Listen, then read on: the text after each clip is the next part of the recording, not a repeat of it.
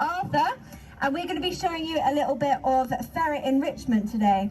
So what we've got here is some tubes, and we've got some ferrets in here, and this is just going to be some very good stimulation for them.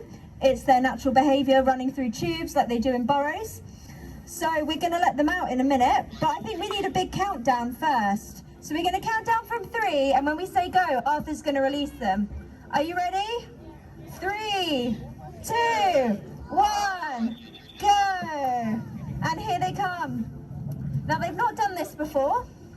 So here we have, right at the bottom, we've got Saturn.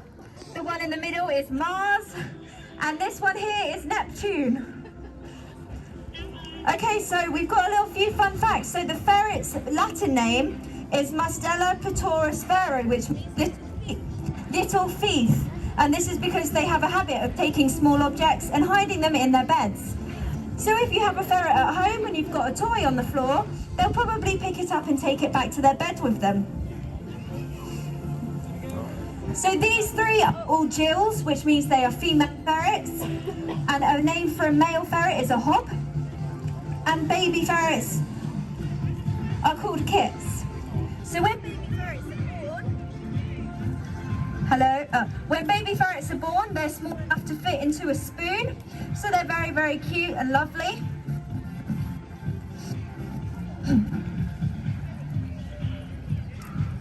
So these guys are called domesticated ferrets, which means that they've been raised by humans. They're likely come from an animal called polecats, which are basically wild ferrets, but over the years we have handled them and kept them as pets. 2,500 years ago, they were mainly kept by royalty so that they could chase away mice and rabbits and rats from their houses and the castles. And over the years, they've turned into pets, so you'll commonly see them as household pets.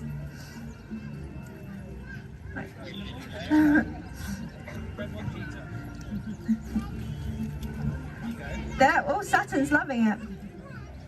So these guys are incredibly intelligent animals, which is why we're doing this, because they need some stimulation to stimulate their brain. It's a bit like if a person does a crossword at home, you're stimulating that brain, and this works in the same way. So they really enjoy this. Some of you might know that you can take ferrets on walks. However, this is better for them as they're allowed to exhibit a natural behaviour. So the reason that they can fit through these tubes isn't just because they're really small, but it's also because they can bend their whole body in half. So these guys are super, super flexible. If a ferret's head can fit through something, so can the rest of their body.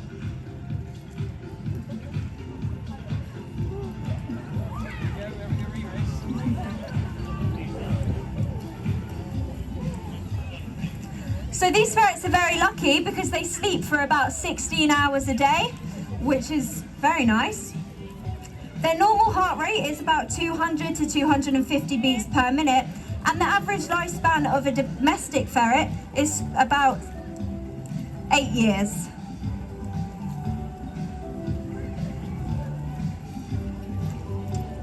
We encourage this kind of exercise because they need to make sure that they're staying nice and healthy.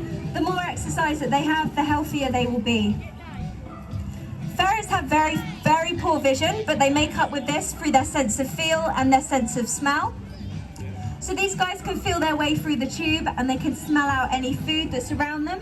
This is how they chase down rabbits, down rabbit holes, and they find their mice and their food. So one of the reasons that we do this is so that they can practice their senses of smell and feel. We've put in these boxes here, and this, starting them over here, helps them to find out where the food is on the other side. So it's really good practice and a great way to stimulate them.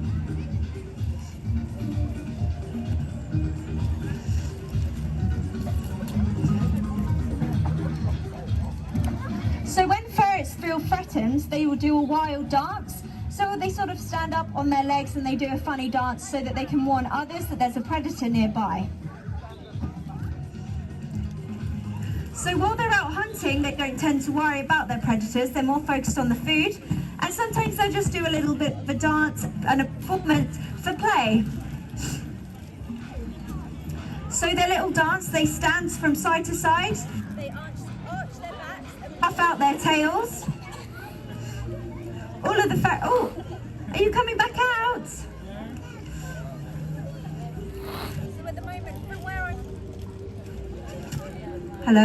where I'm standing, I can see that some of them are actually in there eating, but here we go.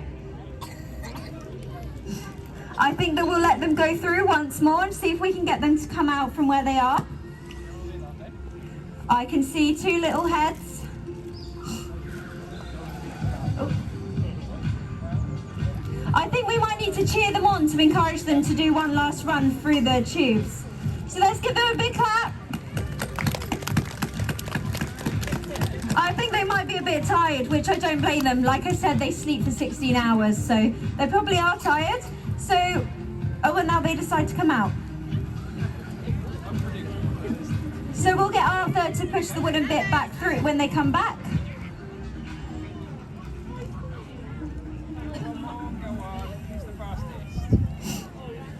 Well, I think we can decide that the middle one there is definitely the fastest ferret, and this one here, he's a little bit slow. Right, there we go. Let's give them all a really big round of applause. They did so well today. Well done, ferrets. I hope that everybody has a great rest of the day, and feel free to come and ask some questions. We'll be here for a few minutes, and I hope that you enjoyed.